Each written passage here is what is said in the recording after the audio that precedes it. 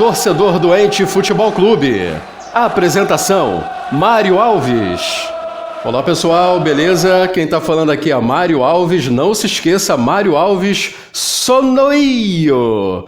Primeiramente, quero agradecer a você que está aqui no canal Torcedor Doente Futebol Clube. Eu criei esse canal com muito prazer, com muita satisfação pra gente que é torcedor, fanático, doente ou não. Quando eu digo doente, é no melhor sentido da palavra. A gente que é apaixonado, a gente que ama de verdade e torce de montão pelo nosso time do coração.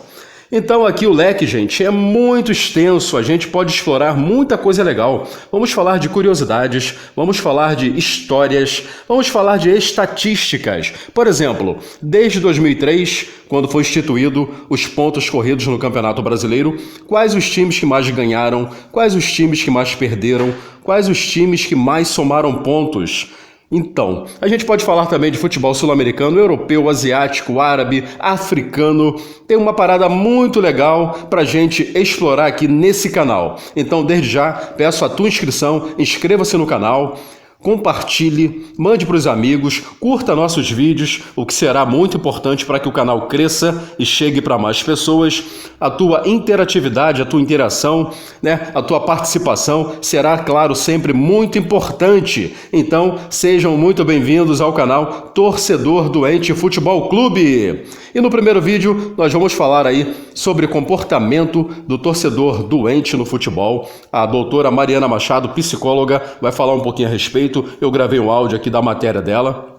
Tem também o depoimento do escritor Ari Riboldi, que fala também sobre o termo torcer no esporte, e também você ficará sabendo quem criou o termo torcedor e torcida no mundo do futebol. Te convido para assistir ao vídeo até o final, porque tá muito legal. Não se esqueça de se inscrever, deixar o seu like e, claro, compartilhar com seus amigos.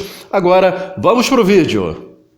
Qual é a origem do termo torcer no esporte? Provavelmente aquele fanático que rói as unhas durante toda a partida nunca tenha parado para questionar qual é a origem do termo torcer para definir o que faz um aficionado por esportes.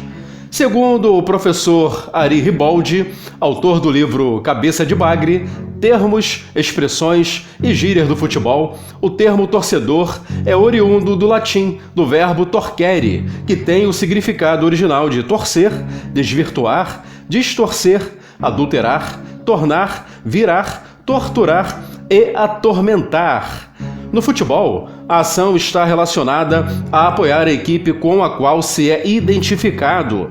Conforme o professor Riboldi, o verbo torcer designa a ação de estimular os jogadores do time com gritos, palmas, gestos de mãos e braços, coreografias e cantos em pleno estádio, como forma de somar, de contribuir, de participar do esforço dos atletas em campo na superação aos adversários e na busca da vitória.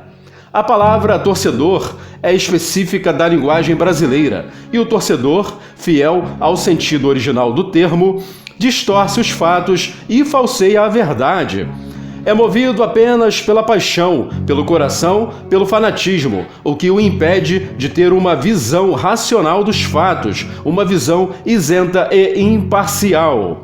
O torcedor, na verdade, vê apenas o que lhe é favorável. Por seu amor incondicional ao clube do qual é simpatizante e seguidor, é capaz de desvirtuar as notícias a seu favor, completa o professor Ari Riboldi.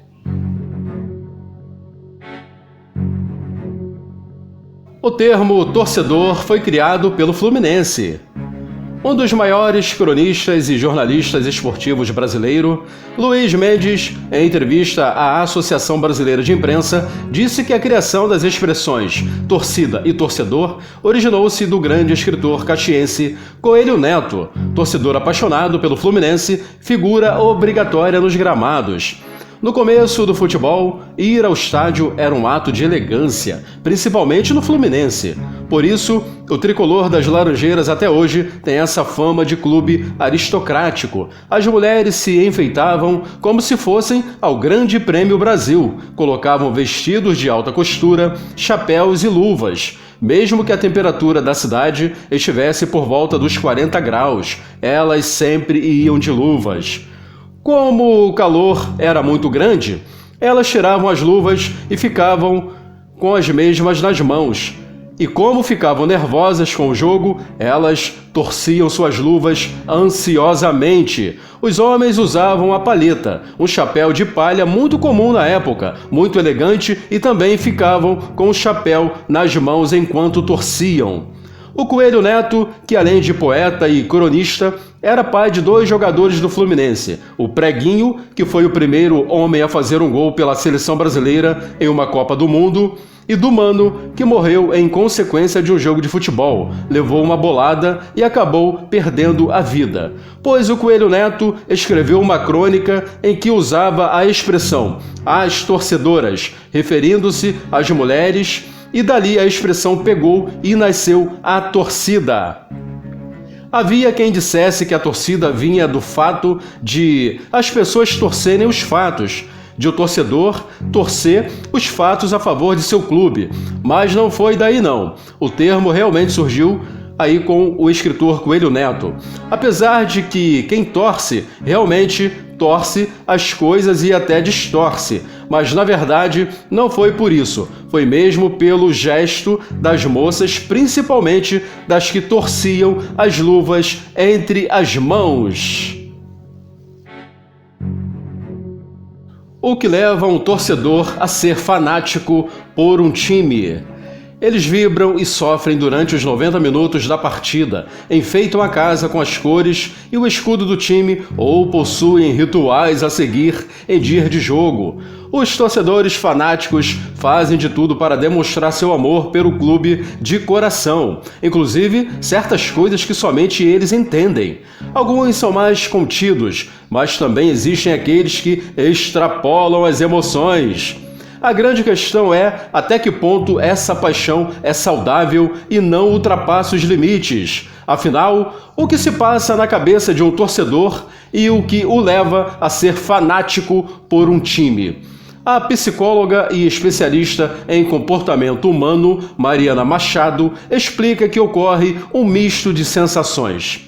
Os nervos ficam à flor da pele, alguns gritam, choram e até xingam, ainda mais se o adversário é quem faz um gol. Ninguém gosta de assistir ao time do coração perder, afinal, vai precisar aguentar piadinhas dos amigos no dia seguinte ou pelos grupos de WhatsApp. Tem ainda aqueles que fazem algumas loucuras, como colocar o nome do jogador no filho, faltar trabalho ou escola para assistir uma partida e fazer também uma tatuagem, etc., revela a doutora Mariana. Mariana alerta para 2 tipos de torcedores, os que são mais pacíficos e os que são bem nervosos e acabam extrapolando. Alguns aceitam bem a perda e levam numa boa, mas todos têm que ter em mente que em um jogo haverá um campeão e um perdedor. Não existe nenhum tipo de ganho material para o torcedor. É uma relação que precisa sempre ser pautada pelo respeito para não se transformar em uma coisa agressiva e até mesmo partir para a violência. Ela passa alguns conselhos para aqueles torcedores que se estressam facilmente. Alguns costumam passar mal e vivenciam aquela adrenalina como se fossem um próprio jogador. Muitas vezes, esse estresse também pode exteriorizar outros problemas da pessoa. A ideia é ter um ambiente tranquilo e saudável para que todos possam curtir o jogo, saber aceitar o resultado e não levar como se sua vida dependesse disso. Respire fundo, tente se acalmar e aproveite o momento.